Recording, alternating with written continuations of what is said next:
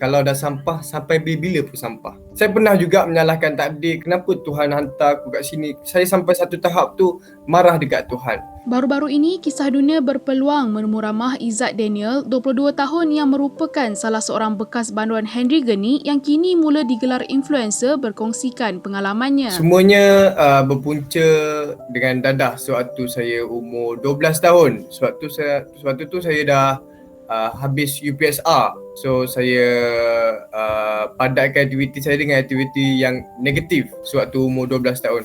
Jadi semua berpunca daripada dadah.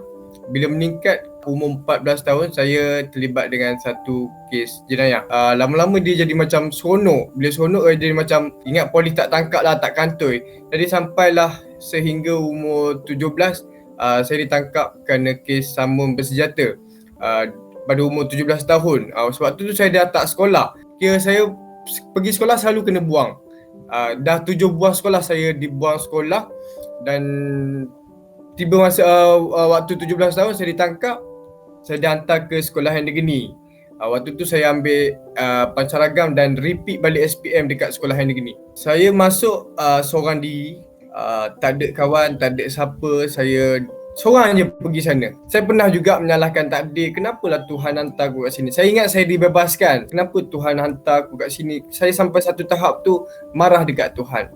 Tapi apa yang membuatkan saya nak berubah?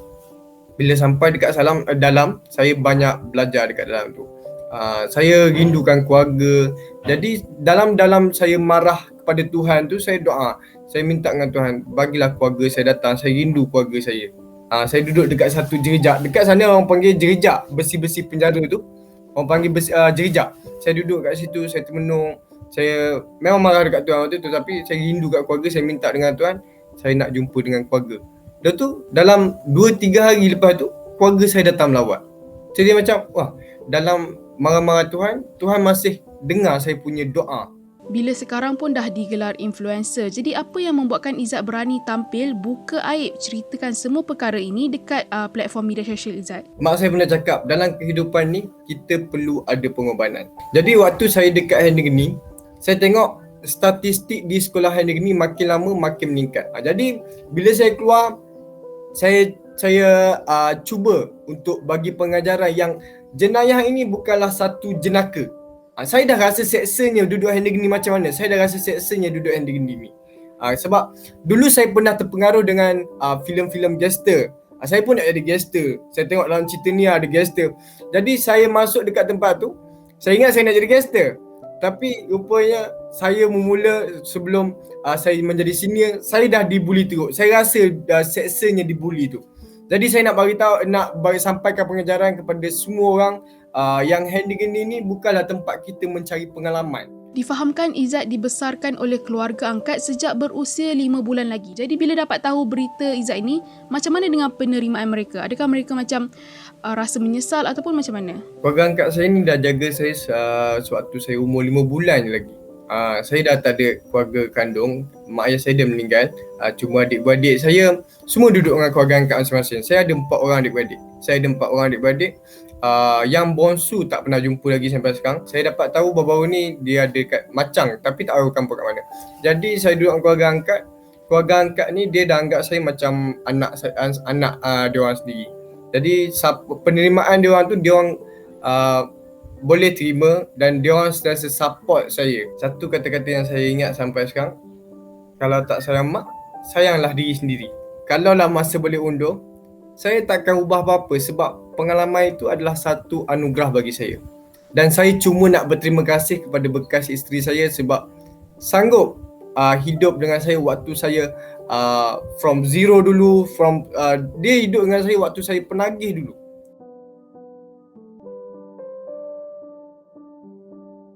Dekat situ saya kira hampir nak bunuh diri. Dekat sana ada pipe getah saya tengok. Jadi bila seorang anggota polis ni dia tengok saya macam pelik, dia tengok saya macam lain daripada lain, dia datang dekat saya. Dia datang bersembang. Satu je kata-kata dia yang saya ingat dia sampai sekarang. Saya ingat nombor intake dia, saya ingat dia punya fizikal. Waktu tu je saya jumpa dia dekat lock up dia. Kata-kata tu sangat mendalam. Ini bukan awal yang buruk, dan bukan akhir dalam hidup. Sampai ke hari ni saya pegang kata-kata tu. Memang kata-kata tu sangat mendalam. Saya mencuba untuk mendalami perkataan tersebut. Bila sampai je di hand gini, itulah permulaan hidup saya yang baru. Saya sama ada saya nak pilih yang positif ataupun negatif. Seperti yang kita tahu, bila pegang je title bekas banduan, mesti orang akan pandang negatif. Oh, dia ni mesti tak akan berubah. Dia ni mesti akan jadi yang sama saja. Walaupun diri kita ni dah berubah. Jadi apa kata-kata paling deep yang Izzat pernah terima dan apa yang Izzat lakukan untuk bangkit semula dari kecaman itu? Biasa saya pernah terima kalau dah sampah, sampai bila-bila pun sampah. Jadi saya lebih rela untuk menjadi sampah daripada menjadi permata yang tidak berguna. Sehari sebelum saya bebas, saya dah fikir, saya takut nak berhadapan dengan masyarakat. Contoh hari ni saya dekat dalam lagi, esok saya nak bebas. Saya tak boleh tidur hari ni. Saya fikirkan keluarga, saya fikirkan masyarakat. Saya paling takut dengan kata-kata kesat masyarakat ni. Jadi bila saya keluar, bila saya melangkah dari negeri ni, sebenarnya pandangan masyarakat ni saya sendiri yang lakukan. Kalau saya lakukan perkara-perkara yang positif, masyarakat akan pandang yang positif. Kalau saya lakukan perkara-perkara yang negatif, masyarakat akan pandang yang negatif. Dan saya ni nak ingatkan kepada masyarakat yang tidak boleh nak terima bekas-bekas banduan ataupun bekas-bekas juvana, yang diorang anggap yang bekas juvana ataupun bekas banduan ni adalah sampah. Saya nak ingatkan, ada sampah yang boleh dikitar semula dan dapat diguna pakai kembali. Apakah ucapan Izzat buat individu di luar sana yang mungkin mempunyai perjalanan hidup ataupun kisah silam yang sama seperti Izzat lalui? Semua orang ada kisah silam, tapi yang membezakan kita adalah cara kisah cerita yang dicorekkan pada masa silam. Dan bagaimana kita hendak berhadapan dengan kisah silam. Adakah kita terus tenggelam ataupun terus melangkah ke hadapan? Tapi hakikatnya saat inilah kita perlu muhasabah diri dan jadi yang lebih baik. Sebab Allah jadikan sesuatu itu mesti ada hikmahnya. Mungkin setiap perkara yang Allah lakukan, contoh dugaan daripada maupun kecil ataupun besar, ada hikmah yang Allah nak bagi. Hikmah yang besar Allah nak bagi pada kita. Jadi muhasabah diri, fikirkan, letakkan matlamat untuk hidup supaya kita tahu apa tujuan untuk kita hidup.